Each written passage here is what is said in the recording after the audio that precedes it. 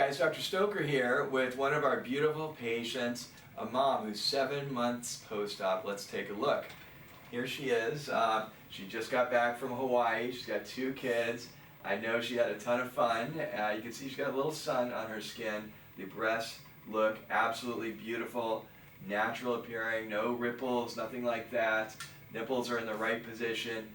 Beautiful cleavage in here, nice little bit of curvature on the outside.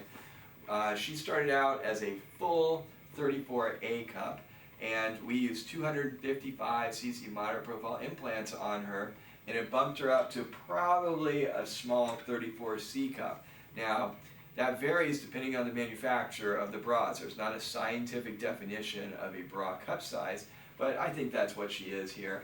And one thing is for sure, she loves them and they look beautiful.